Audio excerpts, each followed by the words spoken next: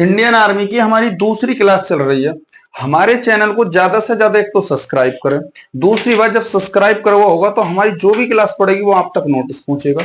ये जितने भी क्वेश्चन प्रीवियस ईयर्स, उसके साथ साथ आने वाले जो भी क्वेश्चन है वो मैं तुम तक पहुंचाने का प्रयास कर रहा हूं। और इसी के साथ साथ जितने भी बंदे आर्मी वाले हैं, जो भी एग्जाम होने के लिए जा रहे हैं, मैं दावे के साथ तुम्हें हर क्लास का क्वेश्चन यहीं से मैं तुम्हें दावे से कह रहा हूं क्वेश्चन दिखाऊंगा। बस ईमानदारी से बताते रहना कि हाँ ये क्वेश्चन पूछे गए थे। वीडियो क्लिप करके मैं वहीं से तुम्हें दिखा रहा हूँ, ठीक है। यहां से तुम्हें ये देखकर हर क्लास को बड़े इंपॉर्टेंट से, मैं ये नहीं कहता तुम नोट्स बनाओ, बट नोट्स बनाने का समय नहीं बचा। क्लास को 1 पॉइंट लगभग 5 से स्पीड से देखें क्लास को, और एकदम फास्टली स्पीड से क्लास को करते जाएं। इसीलिए तो कहा गया हो गई है पीर परवस्सी पिघलनी चाहिए, हो गई है पीर परवस्सी पिघलनी चाहिए, फिर हिमालय से एक और गंगा निकलनी चाहिए।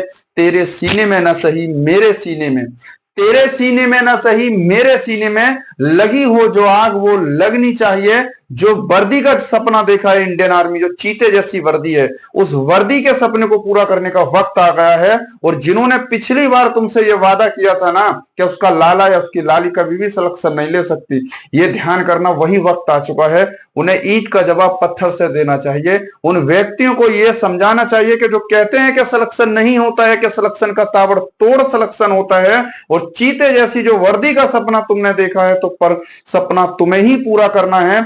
लग जाओ दिल जान लगा के मेहनत से, और यही वक्त आ गया है वो जवाब देने का। हम अगली वीडियो के साथ जीके की, मैंने कहा था जब मैथ की क्लास है वो जल्दी में मैं क्लास लेकर आऊंगा। ये आर्मी स्पेशल वालों के लिए तो है ये, साथ साथ में इसके साथ साथ जो दिल्ली पुलिस डीपी की जो वैकेंसी आ रही है वो भी देखें, और जो यूपी पुलिस है यूपी पुलिस के लिए वो भी देखें, जो यूपीएसआई के जो पद आ रहे हैं वो भी देखें, और इसी के साथ साथ जो पेट की जो भर्ती है उसके लिए भी ये वैकेंसी बहुत महत्वपूर्ण भूमिका निभाने वाली है। इन सभी भर्तियों के लिए, क्योंकि मैं क्वेश्चन एक लाता हूं उससे आंसर अनेक लाता हूं, यही कहता हूं कि जहां तक हो वो हमारी क्लास ज्यादा से ज्यादा हमारी क्लास को देखें, चैनल को सब्सक्राइब करें। उसके साथ साथ चैनल सब्सक्राइब हुआ होगा तो हमारा जो नोटिस है वो तुम तक पहुंचेगा, और वीडियो को ज्यादा से ज्यादा शेयर करें कि कोई बंदा यहीं से इस तुम्हारे ही क्षेत्र से और निकल कर और आगे पहुंचने का वो प्रयास कर रहा है। देखो पहले क्वेश्चन की अगर मैं बात करता हूं तो पहला क्वेश्चन दिया हुआ है इसमें गौतम बुद्ध की मां का, ठीक है, प्रश्न दिया हुआ है गौतम बुद्ध। अगर तुमसे पूछा जाए गौतम बुद्ध की मां किस वंश से संबंधित थी, तो गौतम बुद्ध की जो मां थी वो किस वंश से संबंधित थी, तो ध्यान रखेंगे इसमें आंसर बनेगा कोल्य वंश की थी।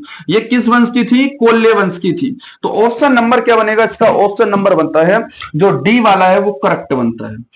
ऑप्शन नंबर किस वंश की थी, कोल्य वंश की थी। किसकी, गौतम बुद्ध की मां की बात कर रहा है। तो ध्यान रखेंगे अगर हम बात किसकी आई है, गौतम बुद्ध, ठीक है, अगर बुद्ध की मां की बात की है, जो भगवान बुद्ध थे, ठीक है, जो भगवान गौतम बुद्ध थे, ठीक है, बुद्ध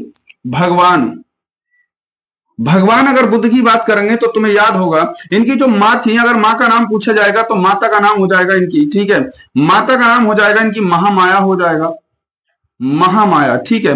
तुम्हें पता होगा जब इनकी मां ने इन्हें जन्म दिया था उसके कुछ ही दिन लगभग इनकी माता का क्या हो गई थी, मृत्यु हो गई थी, और इनका पालन पोषण इनकी मौसी गौतमी ने किया था। तो इनकी जो माता ही वो किस वंश की थी ये पूछा था, तो ध्यान रखेंगे वो कोल्य वंश की थी। अगर इनके पिता की बात करते हैं तो पिता का नाम ध्यान रखेंगे, इनके पिता का नाम तो क्या था, सिद्धार्थ था, सिद्धोधन था, ये ध्यान रखेंगे, ठीक है, क्या था, सिद्धोधन था।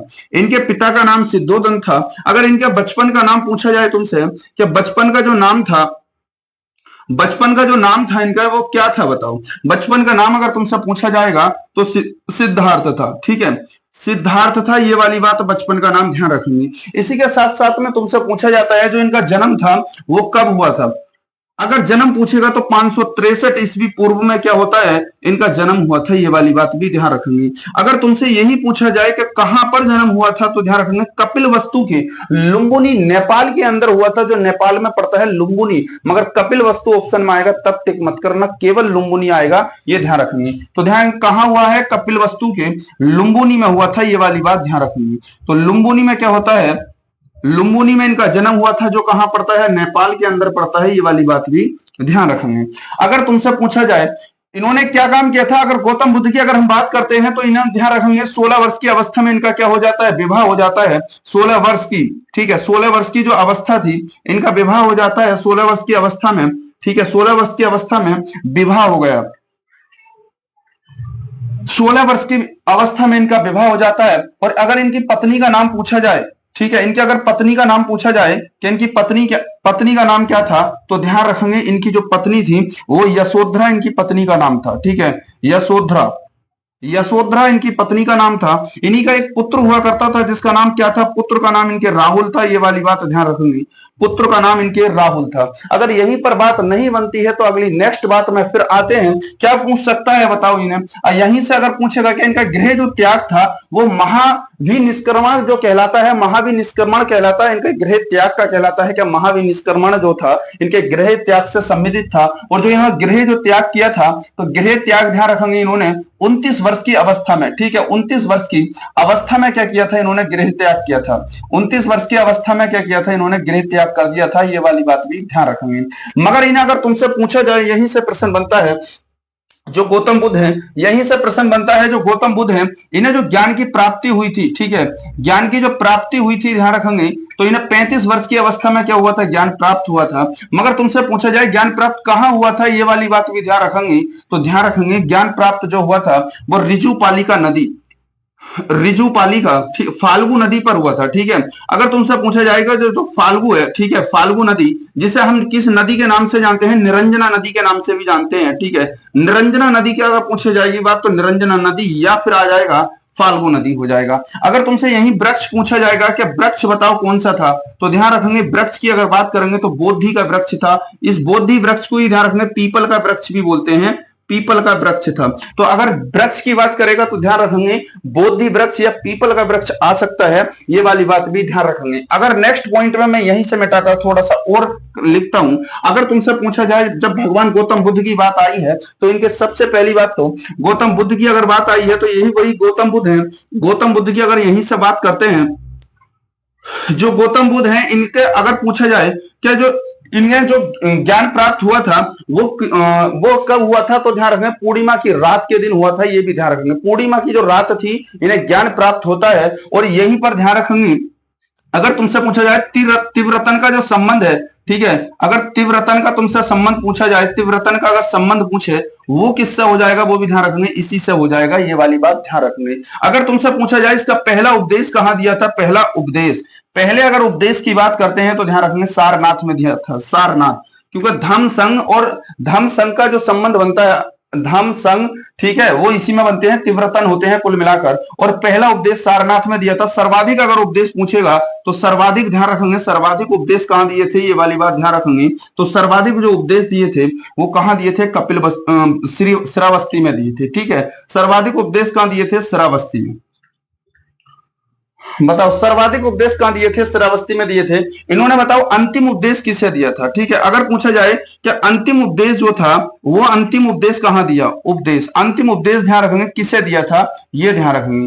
तो ध्यान रखेंगे एक सुबुद्ध नाम का व्यक्ति था, जो सुबुद्ध था उसे इन्होंने क्या दिया था, सुबुद्ध। ठीक है, सुबुद्ध अगर व्यक्ति पूछा जाए तो सुबुद्ध नाम का एक व्यक्ति था जिसे इन्होंने क्या दिया था, अपना अंतिम उपदेश दिया था। और तुम्हें पता होगा जब आनंद के कहने पर ही इन्होंने जो गौतमी जो संघ व्यवस्था बनाई गई थी, तो आनंद का इनका एक प्रिय शिष्य था, उसी के कहने पर जो महासभा थी, उसी महासभा में आने का महिलाओं को आदेश दिया था। किसके कहने पर, आनंद के कहने पर, अपने शिष्य। और पहली उस संघ में महिला प्रवेश करने वाली इन्हीं की मौसी जो गौतमी थी, उन्होंने इसमें प्रवेश किया था। यहां तक सभी ये महत्वपूर्ण प्रश्न है जो पूछे गए हैं कहीं ना कहीं परीक्षाओं में, जो तुमसे यहां तक बन सकते हैं। ठीक है, इसी के बाद अगला नेक्स्ट प्रश्न आता है दूसरा वाला। एक एक प्रश्न बड़ा इंपॉर्टेंट है जो कहीं ना कहीं तुम्हें परीक्षाओं के अंदर तुम्हें देखने के मिलेगा, और जस्ट इससे पहले कहीं ना कहीं मिल भी चुका है। अगला दूसरा प्रश्न बनकर आता है, अगर देखो हेमिस की बात करेगा, क्या हेमिस महोत्सव पर बताओ किस धर्म का है। हेमिस की अगर बात करेगा तो सबसे पहली बात आ जाती है हेमिस की, गेट खोल दिया, गर्मी लग रही। हेमिस की अगर बात करेंगे तो हेमिस क्या हो जाएगा, ये जो नृत्य जो हेमिस है, ये महोत्सव कहां मनाया जाता है। अगर इस महोत्सव की बात करें तो ये महोत्सव बताओ कहां मनाया जाता है। सबसे पहली बात तो ये लद्दाख के अंदर मनाया जाता है। कहां मनाया जाता है? तो ध्यान रखेंगे लद्दाख के अंदर मनाया जाता है, ये वाली बात ध्यान रखेंगे। कहां? लद्दाख के अंदर, ठीक है, लद्दाख में मनाया जाता है, ये बात ध्यान रखेंगे। ये किस धर्म से संप्रदाय है? तो ध्यान रखेंगे इस्लाम धर्म से है। दूसरा पॉइंट ये ध्यान रखेंगे, किससे है? इस्लाम धर्म से है। इसलिए ऑप्शन नंबर कौन सा बन जाएगा इसमें? ऑप्शन नंबर बन जाएगा इसमें बी वाला, इसका करेक्ट आंसर बनता है। इस्लाम धर्म से है, ऑप्शन बी इसका बिल्कुल करेक्ट आंसर बनता है। अगर तुमसे पूछा जाए हेमिस राष्ट्रीय उद्यान बताओ कहां पर है? हेमिस अगर राष्ट्रीय उद्यान की बात करता है तो याद करो हेमिस राष्ट्रीय उद्यान कहां है? ये लद्दाख के अंदर देखने के लिए मिलता है, ठीक है। ये कहां मिलता है? लद्दाख में मिलता है। और याद करना ये भारत का सबसे बड़ा राष्ट्रीय उद्यान है। भारत का सबसे बड़ा राष्ट्रीय उद्यान है, सबसे बड़ा राष्ट्रीय उद्यान है, ये ध्यान रखेंगे। सबसे बड़ा राष्ट्रीय उद्यान है, सबसे बड़ा राष्ट्रीय उद्यान है, ठीक है। अगर तुमसे यहीं पर प्रश्न पूछा जाता है हेमिस राष्ट्रीय उद्यान के बाद सबसे छोटा राष्ट्रीय उद्यान बताओ कहां पर है? ये कमेंट बॉक्स में लिखो सबसे छोटा। मैं इतने यहां लिख देता हूं, सबसे अगर छोटा राष्ट्रीय उद्यान पूछा जाएगा तुमसे तो कौन सा हो जाएगा? सबसे छोटा, ठीक है, सबसे छोटा राष्ट्रीय उद्यान, ठीक है, सबसे छोटा राष्ट्रीय उद्यान बताओ ये कौन सा है? ठीक है, सबसे छोटा राष्ट्रीय उद्यान नेशनल पार्क जो है ये कहां पर है? अगर राष्ट्रीय उद्यान सबसे बड़ा कौन सा हो जाएगा? हेमिस हो जाएगा। हेमिस महोत्सव कहां मनाया जाता है? लद्दाख में। इस्लाम धर्म का है, इस्लाम धर्म के संप्रदाय के लोग इसे मनाते हैं। लद्दाख अगर तुमसे पूछा जाए इसकी राजधानी ध्यान रखेंगे तो लद्दाख की राजधानी ध्यान रखेंगे लेह जो हो जाएगी इसकी राजधानी हो जाएगी, ये वाली बात ध्यान रखेंगे। इसका यहां ध्यान रखेंगे हिम तेंदुआ जो है यहाँ का जो पशु है, तो हिम तेंदुआ जो यहाँ का पशु हो जाएगा हिम तेंदुआ, ठीक है। हिम तेंदुआ की अगर बात करेंगे तो हिम तेंदुआ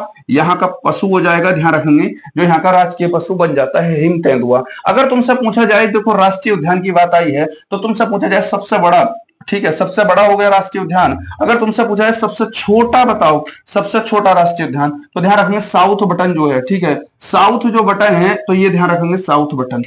एक का भी आंसर ना आया, साउथ बटन था, ये ध्यान रखेंगे। तो साउथ बटन जो हो जाएगा कहां पड़ता है बताओ? साउथ बटन सबसे छोटा, तो ये अंडमान निकोबार के अंदर पड़ता है, ये ध्यान रखेंगे। कहां पड़ता है? अंडमान निकोबार के अंदर पड़ता है। अंडमान निकोबार की अगर राजधानी पूछ ली जाए तुमसे, देखो राजधानी इसकी चेंज हो चुकी है, श्री विजयमपुरम हो चुकी है। राजधानी क्या बनेगी इसकी? श्री विजयमपुरम। विजयमपुरम अगर इसकी राजधानी बनेगी, ये वाली बात ध्यान रखनी। तो श्री विजयमपुरम क्या बन जाती है? अंडमान निकोबार की राजधानी। पहले हाँ पोर्ट विलियम थी, मैं बोल रहा हूँ पोर्ट विलियम थी, बट राजधानी अब श्री विजयमपुरम हो चुकी है, ये वाली बात भी ध्यान रखेंगे। तो हमें पता लग गया राष्ट्रीय उद्यान कहां पर है, हेमिस। अगर राष्ट्रीय उद्यान की बात आई है तो ये भी ध्यान रखेंगे, और नेशनल राष्ट्रीय उद्यान के साथ साथ और महोत्सव लिखवा देता हूं यहीं पर। अगर तुमसे पूछा जाए, इसी के साथ साथ में आ जाता है तुम्हारे पास, ध्यान रखेंगे, अगर तुमसे पूछा जाए भारतनाट्यम कहां का हो जाएगा? भारत अगर नाट्यम की बात करेंगे, याद करो ये तमिलनाडु का हो जाएगा, ठीक है। कहां का हो जाएगा? तमिलनाडु का हो जाएगा। अगर तुमसे पूछा जाता है दूसरा जल्लीकट्टू, ठीक है, जल्लीकट्टू, ठीक है, जल्ली अगर कट्टू पूछा जाएगा ये भी तमिलनाडु का हो जाएगा, ये ध्यान रखेंगे, तमिलनाडु का हो जाएगा। अगर तुमसे पूछा जाए मोहिनी अट्टम, मोहिनी अगर अट्टम की बात करते हैं तो ध्यान रखेंगे ये केरल का हो जाएगा, मोहिनी अट्टम। अगर तुमसे पूछा जाए चौथा कथकली कहां का हो जाएगा? कथक कली की अगर बात करेंगे तो ध्यान रखेंगे कथक कली कहां का हो जाएगा? ये भी केरल का हो जाएगा। अगर तुमसे पूछता है बताओ पांचवा कथक बताओ कहां का हो जाएगा? अगर कथक की अगर बात करेंगे तो कथक बताओ कहां का हो जाएगा? तो ये भी ध्यान रखेंगे कथकली यहाँ का हो जाएगा। कथक की बात करेंगे तो ये यूपी का, उत्तर प्रदेश का हो जाएगा। इसी के बाद सातवां अगर तुमसे पूछेंगे क्या और बताओ, यहाँ पर अगर पूछा जाए यहीं पर एक नागालैंड में बहुत ज्यादा पूछा जाता है हॉर्नबिल फेस्टिवल, बहुत ज्यादा पूछा जाता है ये हॉर्नबिल भी ध्यान रखेंगे, हॉर्नबिल, ठीक है। हॉर्न अगर बिल की बात करेंगे, हॉर्नबिल, ठीक है, हॉर्नबिल की अगर बात करेंगे तो ये कहां मनाया जाता है? ये नागालैंड में मनाया जाता है, ये भी ध्यान रखेंगे, नागालैंड के अंदर मनाया जाता है, ये वाली बात भी ध्यान रखेंगे। तो हॉर्नबिल कहां मनाया जाता है? नागालैंड में मनाया जाता है। इसी के साथ साथ में तुमसे पूछा जाए जिसे त्योहारों का त्योहार बोलते हैं वो भी कौन सा हो जाएगा? ये भी ध्यान रखेंगे, इसे बोलते हैं हम त्योहारों का त्योहार, इसे बोलते हैं हम त्योहारों का त्योहार। ये कितने दिन तक चलता है? 10 दिन तक चलने वाला त्योहार हो जाएगा, और 1 दिसंबर से लेकर 10 दिसंबर तक चलने वाला हो जाएगा। ये ध्यान करना, वर्दी चाहिए तो सपना भी वर्दी का देखा है, तो मेहनत भी ताबड़तोड़ होनी चाहिए, फिक्र को फकर में बदल दो, ये कर्तव्य होना चाहिए। जो जून जनून के साथ लगातार क्लास में बने रहते हैं, मैं गारंटी से कहता हूं क्वेश्चन 15 तो गारंटी नहीं कहता, बट 10 क्वेश्चन 100% आ रहे हैं। 15 में से 10 दावे के साथ क्वेश्चन ले जाना, हर शिफ्ट के अंदर क्वेश्चन फंसवा कर दिखा दूंगा। जितने भी क्वेश्चन लिखवा रहा हूं, मेहनत लगातार करते जाना, हर क्वेश्चन तुम्हें वहां पर मिलने वाला है। अगर अगले क्वेश्चन की बात करें हॉर्नबिल फेस्टिवल के साथ साथ में, अगर तुमसे पूछा जाए एक बिहू और पूछा जाता है, एक लिख लेना कि भाई बिहू बताओ कहां मनाया जाता है, बाकी ये असम के अंदर मनाया जाता है। बिहू के साथ साथ अगर तुमसे पूछा जाए गरबा बताओ कहां पर मनाया जाता है, तो गरबा हो गया। 10वां लिखेंगे डांडिया हो गया, ठीक है। डांडिया अगर तुमसे पूछे, गरबा पूछे, ये सब के सब गुजरात में मनाए जाते हैं, ये वाली बात ध्यान रखेंगे, ठीक है। गरबा डांडिया ये सब के सब गुजरात में इंपोर्टेंट फेस्टिवल है, कहीं ना कहीं ये पूछे गए हैं और आने वाली आगामी परीक्षाओं में भी कहीं ना कहीं ये पूछे जाएंगे, ठीक है। अगला नेक्स्ट प्रश्न आता है, लगातार मेहनत से, डटने से, निरंतर प्रयास करने से सफलता जरूर मिलती है, मगर कहते हैं कि बीच में हार मान लेने से कभी सफलता नहीं मिलती है। तुम्हें मेहनत करनी होगी और मेहनत का सिला तुम्हें 100% मिलेगा। मैं दावे के साथ कह रहा हूं, क्लास लगातार निरंतर लेते रह जाना, क्योंकि ये कंटेंट मैंने ऑनलाइन इसलिए दिया है, जो ऑफलाइन वाले बच्चे हैं उन्हें एहसास हो, हाँ देखो कितना पढ़ाया हुआ फंसा है पेपर के अंदर। अगला आएगा, देखो हेमिस के बाद अगला नेक्स्ट क्वेश्चन आता है, भारत में इसमें कौन सी नदी है जो पूरब से पश्चिम की ओर बहती है? तो पूरब से पश्चिम की ओर बहने वाली नदी तो नर्मदा हो जाएगी। पूरब से पश्चिम की ओर नदी बहने वाली नर्मदा हो जाएगी। जो मेहनत देखी है ना, अब के यही दिखा दो कि हवा हमने उल्टी चलाकर दिखाई है। अब के आस पड़ोस के गांव के जो लोग हैं तुम्हें ताने दे रहे थे, उन्हें दिखा देना कि अब के हमने हवा ही उल्टी चला कर दिखाई है।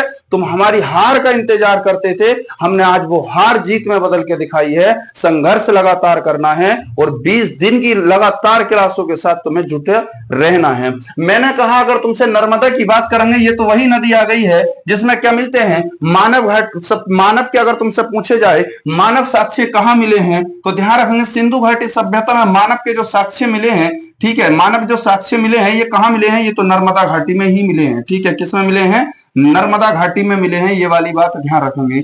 इसी को ध्यान रखना, मध्य प्रदेश का क्या कहा जाता है? मध्य प्रदेश का इसे वरदान भी कहा जाता है। इसी को ध्यान रखेंगे, गुजरात का क्या कहा जाता है? गुजरात का ध्यान रखेंगे, गुजरात का इसे वरदान भी कहा जाता है, ठीक है। गुजरात का इसे वरदान भी कहा जाता है नर्मदा को। अगर तुमसे वरदान जानते हो, यानी कि जीवन रेखा की बात कर रहे हैं हम, वरदान किसकी बात कर रहे हैं? इसे जीवन रेखा की, दोनों को ही ध्यान रखेंगे, जीवन रेखा कहा जाता है, ये वाली बात भी ध्यान रखेंगे। किसकी? मध्य प्रदेश की और गुजरात की, ये ध्यान रखेंगे। यही वही नर्मदा, अगर नदी की बात करें, मानव साक्ष्य नर्मदा घाटी के अंदर मिलते हैं। मध्य प्रदेश गुजरात दोनों ही कंटेंट में ध्यान रखना। अगला प्रश्न बनकर आता है यहीं से, ठीक है। अगला प्रश्न की अगर बात करते हैं तो अगला प्रश्न बनकर आता है यहीं से, नर्मदा घाटी के बाद, ठीक है। इसमें बनता है पंडित रविशंकर जो है, ठीक है, पंडित रविशंकर जो है उनका संबंध पूछा है। संबंध पूछा है कि पंडित रविशंकर जो हैं उनका संबंध बताओ किससे थे। तो इससे पहला ऑप्शन इसका क्या बनता है? सितार वादक थे, सितार वादक थे, ये ध्यान रखेंगे। मगर बात सितार वादकता ही नहीं रुकती है, तुम तो बिरजू महाराज का भी संबंध बताओ, ठीक है। बिरजू महाराज का संबंध बताओ, बिरजू महाराज का संबंध बताओ किससे हो जाएगा। यही बिरजू महाराज से ही संबंध नहीं रुकती है, यही बिस्मिल्लाह खां का संबंध बताओ किससे हो जाएगा। बिस्मिल्लाह खां का अगर संबंध पूछा जाएगा, बिस्मिल्लाह खां का संबंध पूछा जाए, इनका किससे हो जाएगा। इसी के साथ साथ बिरजू महाराज हो गए, ठीक है। हरिप्रसाद चौरसिया का संबंध बताओ, हरिप्रसाद चौरसिया का संबंध बताओ किससे हो जाएगा। चौरसिया, ठीक है, चौरसिया, हरिप्रसाद चौरसिया का संबंध बता के दिखाओ। अगला ही प्रश्न, बात यही नहीं रुकती है, डॉक्टर जाकिर हुसैन, यानी कि जाकिर हुसैन का संबंध बता के दिखाओ किससे हो जाएगा, ठीक है। जाकिर हुसैन का संबंध बताओ कि इसका किससे हो जाएगा। बात यहीं तक नहीं रुकती है, बताओ औरंगजेब का संबंध बता के दिखाओ। जो औरंगजेब मुगल शासक था, औरंगजेब, ठीक है, औरंगजेब की बात करें तो इसका संबंध बता के दिखाओ। देखो राइटिंग थोड़ा मैं बोल भी रहा हूं क्योंकि बोर्ड पे थोड़ा स्पीड से लिखने से राइटिंग में परिवर्तन आ जाता है, ठीक है। मैं थोड़ा जल्दी क्लासों का संबंध कराने की बात करता हूं। अगर बिरजू महाराज के संबंध करेंगे तो ये याद करो, ये किससे हो जाएगा? कत्थक से हो जाएगा। मगर यही ये लखनऊ घराने से थे। अगर तुमसे पूछा जाए बिस्मिल्लाह खां का ध्यान रखेंगे, शहनाई से हो जाएगा। तो इनका संबंध किससे हो जाएगा? शहनाई, ठीक है, शहनाई से इनका संबंध हो जाएगा। हरिप्रसाद चौरसिया बहुत ज्यादा पूछा जाता है, बांसुरी से हो जाएगा, क्योंकि अभी ये दिल्ली पुलिस में पीछे पूछा हुआ प्रश्न है। डॉक्टर जाकिर हुसैन का ध्यान रखेंगे, तबला वादक हो जाएंगे, तबला वादक हो जाएंगे, ये वाली बात ध्यान रखेंगे। औरंगजेब ध्यान रखेंगे, ये बीड़ा बजाता था, जो औरंगजेब है इसका संबंध बीड़े से हो जाएगा, बीड़ा से हो जाएगा। हर एक प्रश्न बहुत इंपॉर्टेंट है। औरंगजेब बीड़ा से, जाकिर हुसैन तबला वादक हो जाएंगे, हरि प्रसाद चौरसिया रट जाना, हरि प्रसाद चौरसिया कोई सी ना कोई सी शिफ्ट में जरूर आने वाला है। ठीक है, अगला नेक्स्ट प्रश्न बनता है, क्वेश्चन नंबर अगला आता है,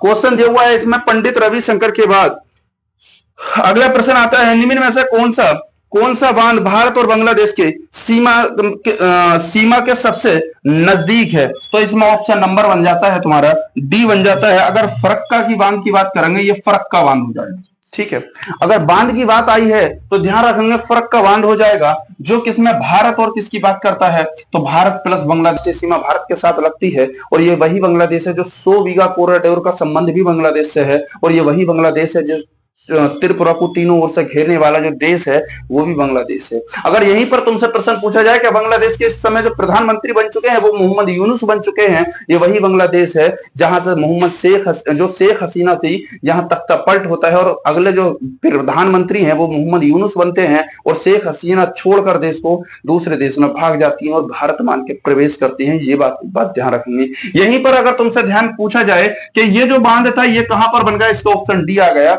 मगर अगर मैं ये बात करूं फूलों की घाटी उत्तराखंड की, तो सबसे पहला अगर तुमसे पूछा जाए सबसे ऊंचा बांध कौन सा है, तो याद करना सबसे ऊंचे की अगर बात करेंगे, सबसे ऊंचा जो बांध है, सबसे ऊंचा अगर बांध की मैं बात करता हूं तो सबसे ऊंचा बांध बताओ कहां हो जाएगा? फौजी बनने का सपना है तो फौजी बनने के लिए तुम्हें मेहनत करनी पड़ेगी, तुम्हें लगातार उसे गेट को खोल देना है, उसे लगातार तुम्हें मेहनत पे लगातार रहना है, और इस फूलों की ही घाटी में फौजी बनकर उत्तराखंड में फिर जाकर तुम्हें प्रवेश करना है। ये वही है जहां 4 धाम तुम्हें यहीं पर देखने के लिए मिलते हैं। ये वही उत्तराखंड है जहां पर चंडी देवी जो है उनकी प्रतिमा यहां देखने के लिए मिलती है, और यही वही उत्तराखंड है जो उत्तर प्रदेश से नवंबर 2000 के अंदर अलग हो जाता है, उत्तरांचल इसका नाम होता है, और ये वही उत्तराखंड है जिसकी राजधानी देहरादून बना दी जाती है, और ये वही उत्तराखंड है जिससे वन रिपोर्ट 2 वर्ष में एक बार आती है, वो देहरादून से ही आती है। ये वाली बात भी ध्यान रखेंगे। अगर तुमसे पूछा जाए यही अगर सबसे ऊंचा बांध पूछा जाएगा तो ध्यान रखेंगे ये टिहरी बांध बनता है, यहाँ सबसे ऊंचा बांध ध्यान रखेंगे टिहरी। अब ध्यान कैसे करना है,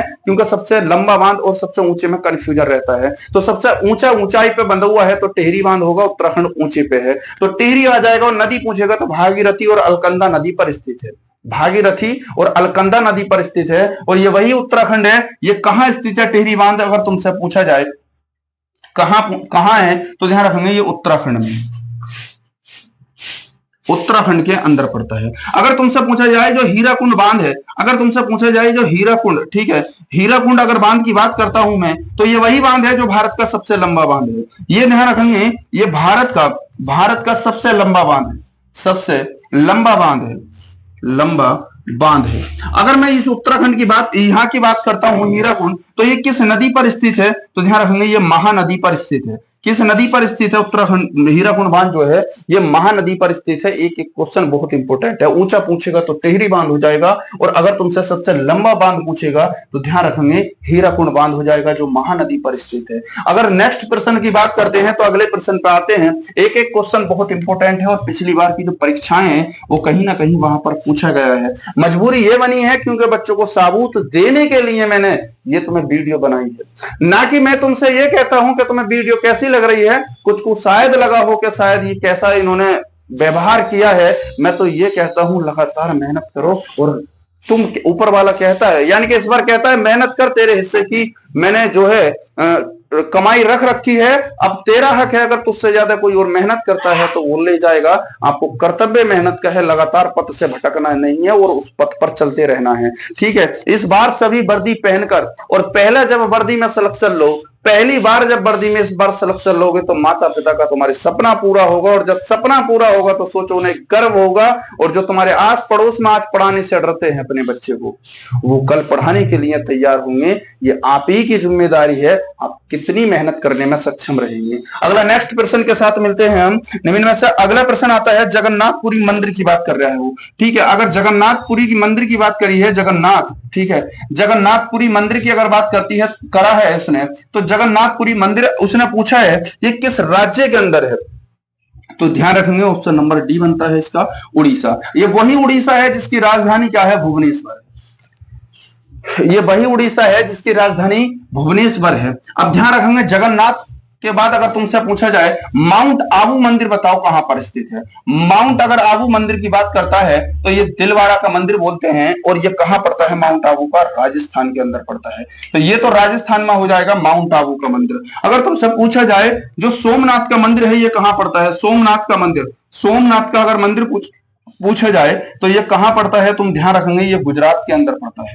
गुजरात के अंदर पड़ता है सोमनाथ का मंदिर। याद करो जब महमूद गजनवी ने आक्रमण किया था 1026 25 और 26 पर, तो वो सोमनाथ के मंदिर पर ही आक्रमण किया था, और सबसे अंतिम इस पर आक्रमण करने के बाद वो वापस लौट गया था, जो 1027 में वो वापस गया था। तो ये वही मंदिर है सोमनाथ का, और ये भारत का सबसे बड़ा मंदिर भी माना जाता है एक तरीके से, जो सोमनाथ का है, गुजरात के अंदर स्थित है। अगला नेक्स्ट प्रश्न बनकर आता है, थोड़ी यार आज गर्मी बहुत लग रही है यहाँ पर, ठीक है, तो मैं क्लास ले रहा हूं, फिर भी वो तुम्हारा फर्ज बनता है, क्योंकि चैनल को सब्सक्राइब करना है, और सब्सक्राइब के साथ साथ तुम्हें, क्योंकि जब वीडियो पड़ेगी तो तुम्हारे पास नोटिस पहुंचेगा और कहीं ना कहीं तुम्हारा भला हो जाएगा। पुर्तगाल की बात करिए, पुर्तगाल की राजधानी पूछिए।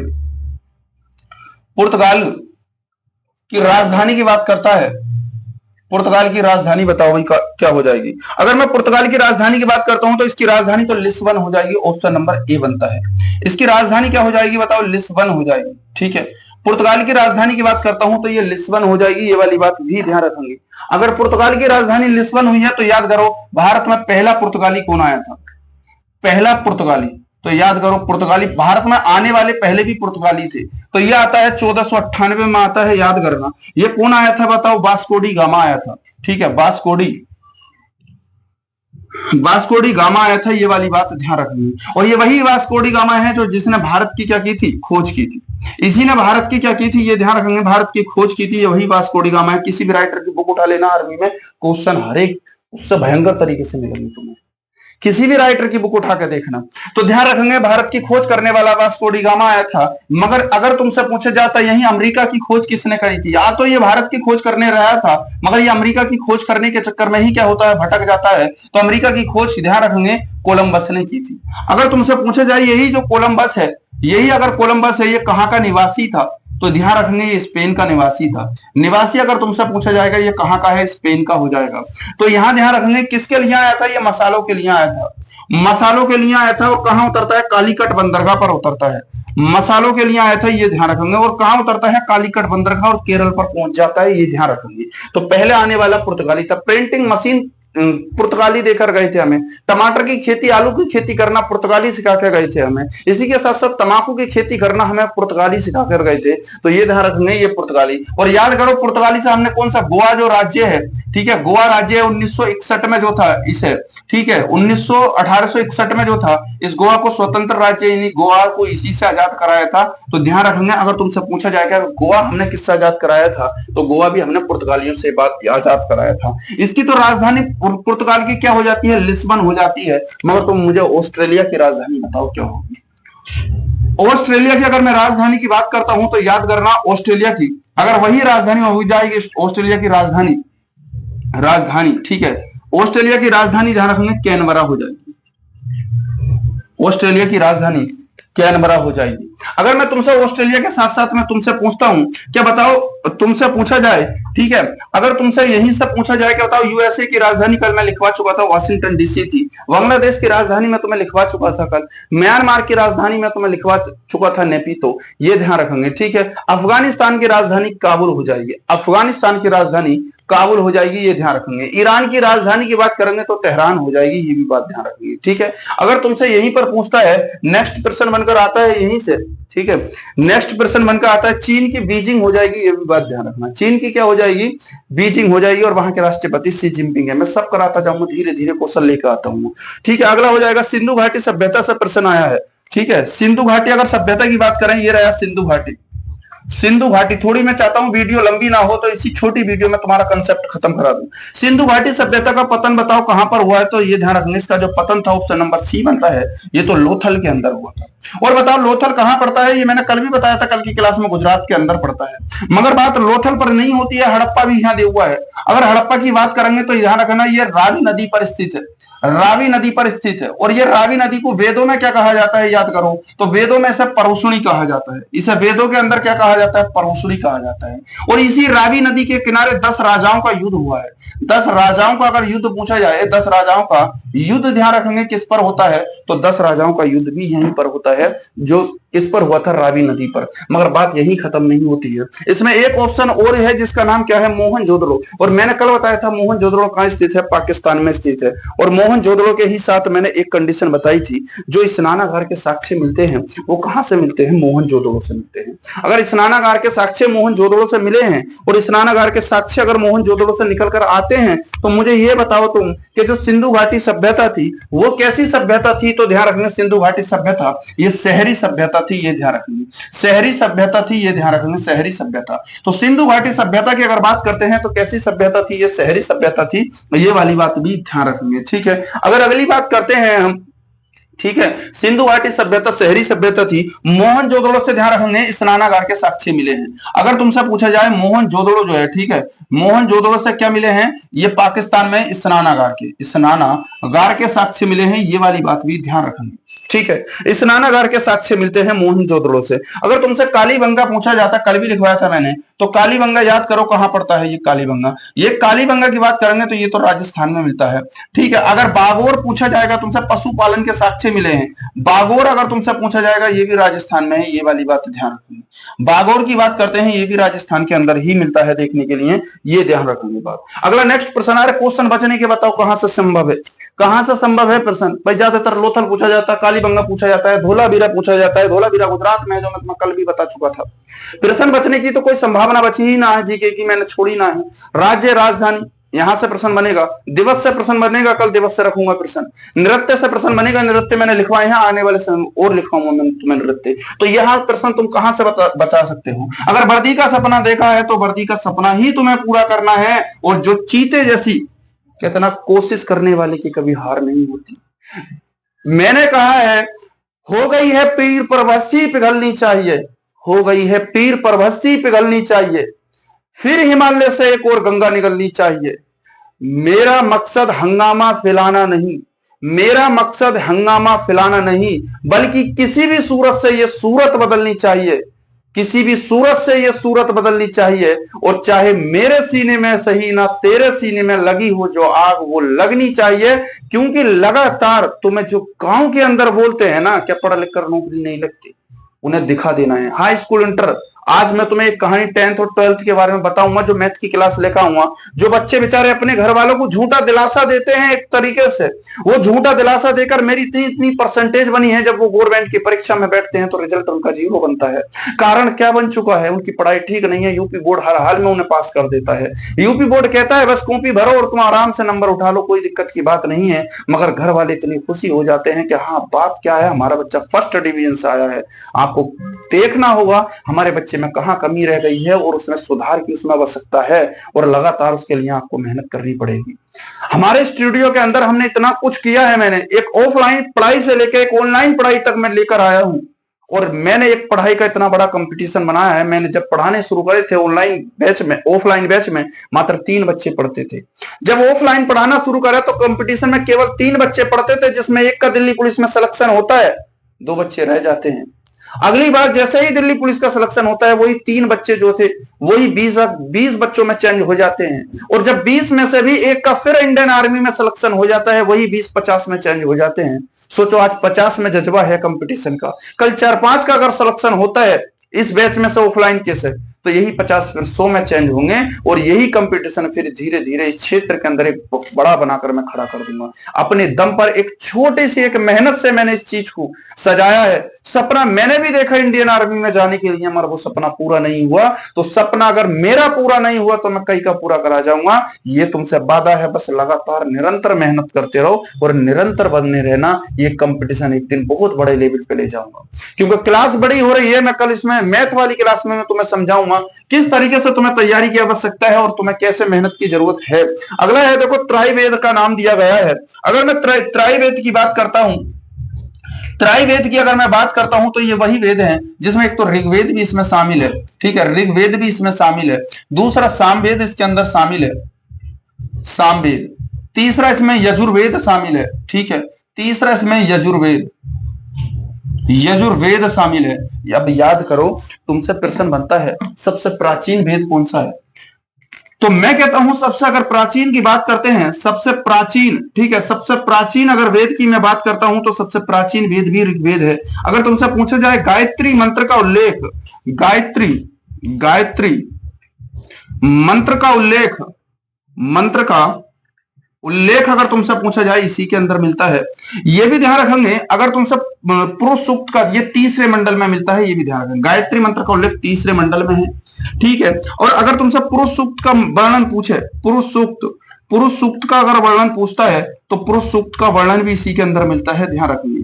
वर्णन ध्यान रखेंगे, इसी के अंदर मिलता है देखने के लिए। अगर तुमसे यही पूछा जाए ऋग्वेद के अंदर टोटल कुल मंडल कितने हैं, अगर तुमसे पूछा जाए कुल मंडल कितने हैं तो ध्यान रखेंगे जिसमें तो 10 मंडल मिलते हैं।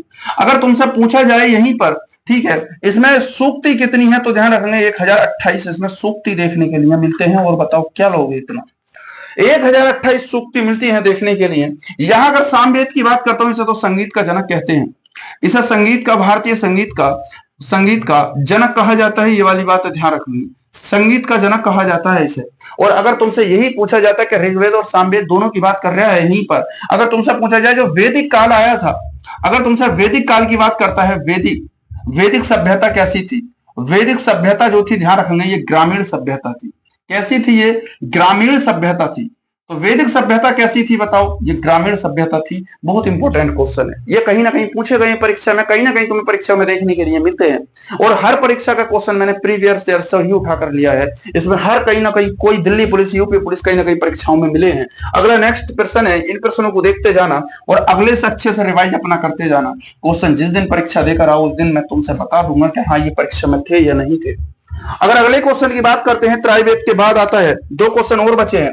देखो बाबर की बात आई है, बाबर, ठीक है, पहली बात तो उसने कहा है बाबर ने, ठीक है, उसमें तीनों वेद हो जाएंगे। ऑप्शन नंबर उसका ए वाला था, ठीक है, ऑप्शन ए बना है उसमें, तीनों वेद। बाबर ने अपने बाबरनामा में हिंदू राज्य का उल्लेख किया है, तो किसका किया था याद करो? ये तो मेवाड़ का किया है, मेवाड़ का किया था। और मेवाड़ तुम्हें याद होगा राणा सांगा और कर्मावती, राणा सांगा और कर्मावती की बात करता है यहाँ पर। तो अगर मैं बाबर की बात करता हूं तो ये ध्यान रखेंगे इसने किसकी, मुगल साम्राज्य की स्थापना करी थी। भारत में मुगल साम्राज्य की स्थापना किसने करी थी? साम्राज्य की स्थापना की, ध्यान रखेंगे, स्थापना की। तो मुगल साम्राज्य की अगर स्थापना की बात करता है तो किसने की थी? बाबर ने की थी। ये वाली बात ध्यान रखेंगे। अगर बाबर की बात करते हैं तो ध्यान रखेंगे, इसमें याद होगा ये 1526 में ही आक्रमण किया था। तो 1526 से कहानी लेकर चलते हैं। इसमें 26 में पानी पिया इसने, पानी पिया। 27 में खाना खाया, खाना खाया। 28 में चल दिया, चल दिया। 29 में घर गया और 30 में मर गया। बहुत अच्छी ट्रिक है वैसे तो, ये सभी को याद होगा। 26 में पासा हो गया, पानीपत का युद्ध होता है। तो 1526 में, वैसे अप्रैल 1526 में हुआ था, जो हरियाणा में पानीपत का युद्ध होता है 1526 में। 27 में खासा खानवा का युद्ध होता है। ये एकमात्र ऐसा युद्ध था खानवा का जो किसमें बाबर और राणा सांगा के बीच में होता है। और ध्यान रखेंगे बाबर ने ही तुगलमा पद्धति का अगर प्रयोग पूछा जाए तो पानीपत के प्रथम युद्ध में किया था। तो तुगलमा पद्धति का प्रयोग करने वाला भी बाबर था। खानवा का युद्ध पूछा जाए 1527 में होता है, किसके बीच में हुआ था? पहला अगर पूछा जाए 1526 में जो पानीपत का युद्ध हुआ था, तो ध्यान रखेंगे बाबर और किसके बीच में हुआ था? इब्राहिम लोदी के बीच में हुआ था पानीपत का प्रथम युद्ध जो हुआ था। और इब्राहिम लोदी की अगर बात करेंगे, ये लोदी वंश का अंतिम शासक था, दिल्ली का शासक था, इसके पास बहुत सेना थी और इसे दौलत खां और आलम खां लोदी ने बाबर को बुलाया था निमंत्रण पत्र देकर। और जैसे ही ये पत्र लेकर आया और इसने कहा भाई साहब तुम्हारे पास सेना कितनी है? उसने कहा 7 से 8 हजार। बोले भाई साहब मुझे कौन सा बलवान समझ रहे हो, मेरे पास भी सेना 4 से 5 हजार होगी, कुल मिलाकर तुम अगर सेना खींच भी लोगे तो 15 से 16 हजार तक सेना होगी। उसने कहा जो इब्राहिम लोदी है उसके पास कितनी सेना होगी? उसने कहा उसके पास लाखों से सेना होगी।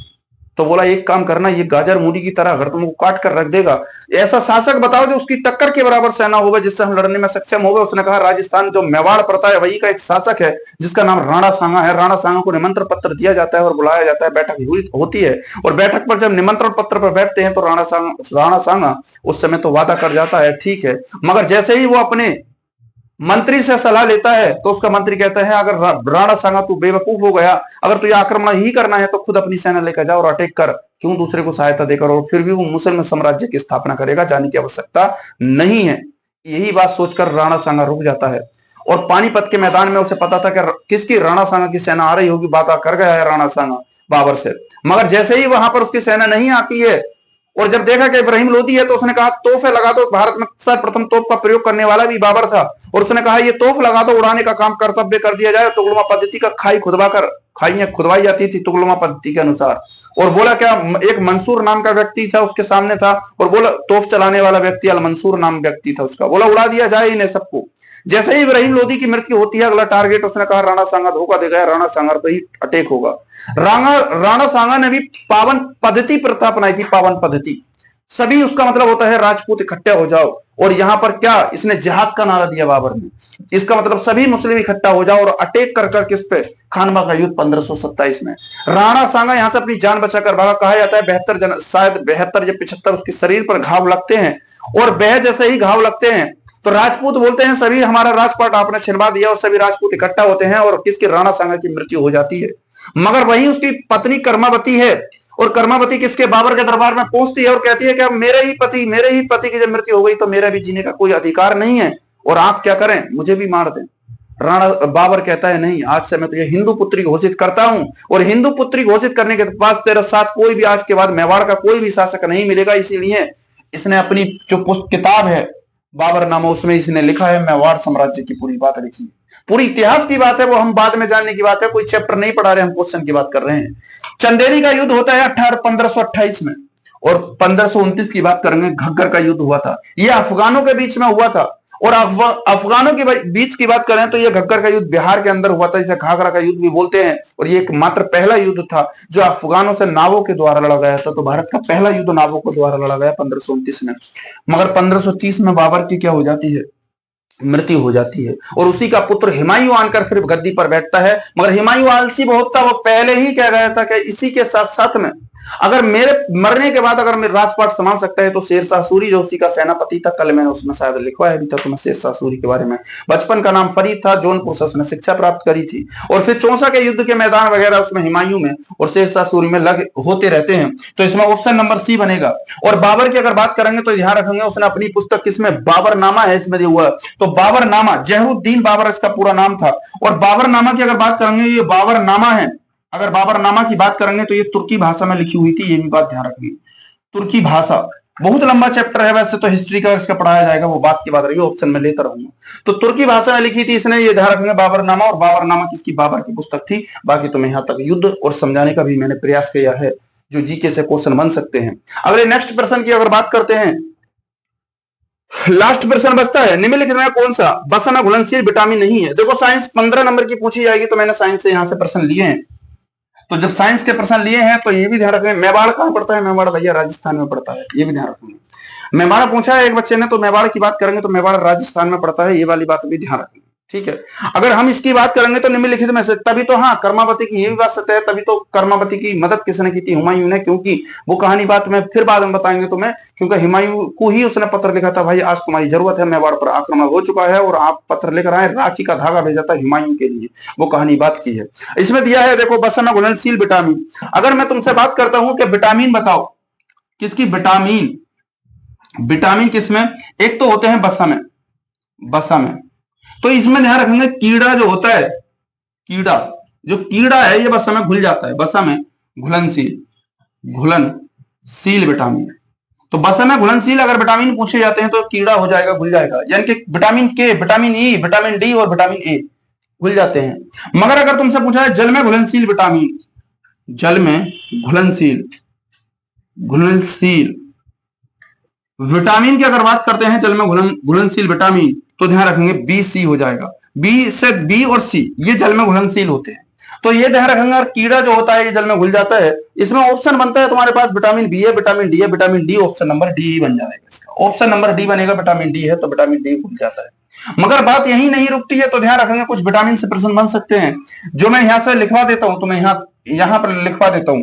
अगर मैं विटामिन ए की बात करता हूं, विटामिन अगर ए की बात करता हूं, तो ध्यान रखेंगे विटामिन ए से जो रोग होता है वो सभी जानते हैं, रतौंधी रोग होता है, रतौंधी रोग होता है। ध्यान रखेंगे रतौंधी रोग। रतौंधी रोग होता क्या है? बैठकर चक्कर से आना, बाल झड़ना, आंखों के आगे तिलमिले आ जाना, मतलब एक तरीके से ये रोग बनता है विटामिन ए की कमी से। और विटामिन ए का अगर तुमसे सबसे अच्छा स्रोत पूछा जाता है, सबसे अच्छा स्रोत इसका कौन सा हो जाएगा? अच्छा स्रोत अगर पूछा जाए तो ध्यान रखेंगे सबसे अच्छा स्रोत होता है इसका गाजर होता है, गाजर, विटामिन ए का।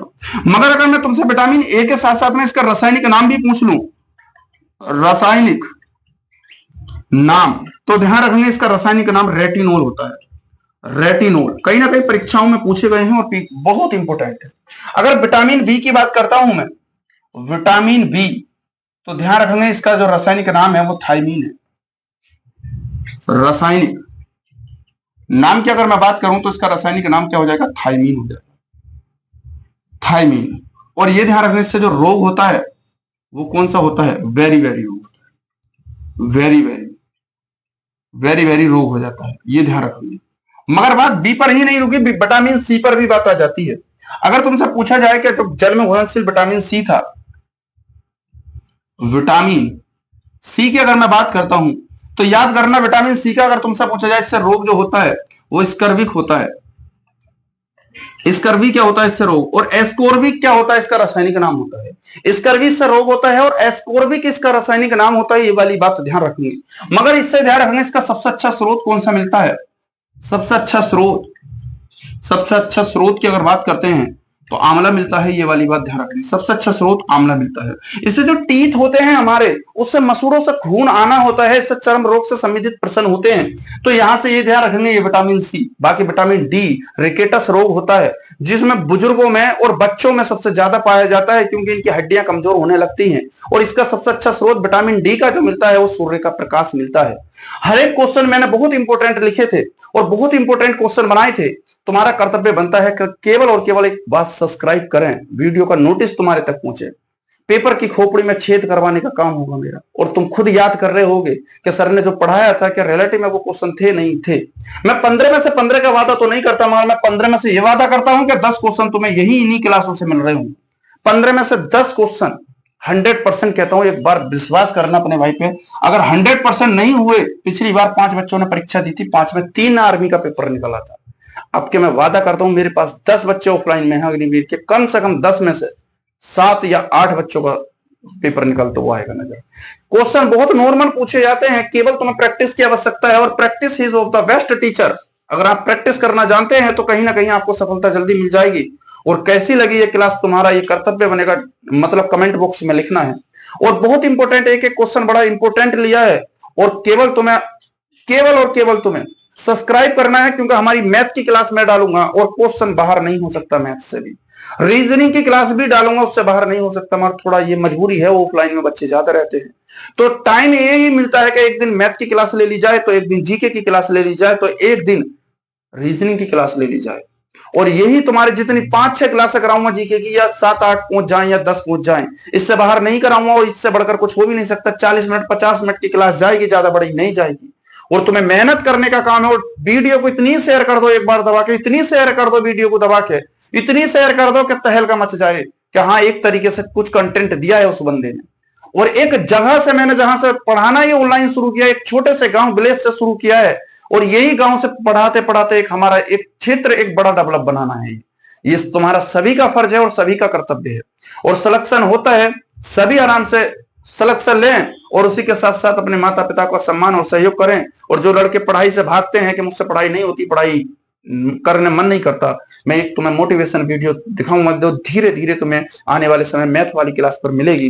और ये वीडियो कैसी लगी तुम्हें कमेंट बॉक्स में लिखनी है। और हम अगली क्लास में फिर मिलते हैं तुमसे नेक्स्ट क्लास में। दबा के मेहनत करनी है, चीते जैसी तैयारी करनी है, क्योंकि नौकरी भी चीते जैसी करने के लिए जा रहे हो। बेस्ट नौकरी है इंडियन आर्मी की, आप लग जाओ देश की सेवा के लिए। वो वक्त आ गया है, जो फौजी बनने का सपना था वो फौजी बनने का सपना अगले साल नहीं बल्कि इसी साल पूरा कर दिखाना है। 100% आपका सिलेक्शन होगा, बस आप मेहनत लग जाए। ना कि आप टेस्ट में देखें कितने नंबर आ रहे हैं या कितने हमारे आने में सक्षम है, बल्कि आप पढ़ाई पर देखें कितने नंबर आप करने में सक्षम है। बाकी अगर वीडियो कैसी लगी कमेंट बॉक्स में लिखना है। अगली क्लास में फिर मिलते हैं।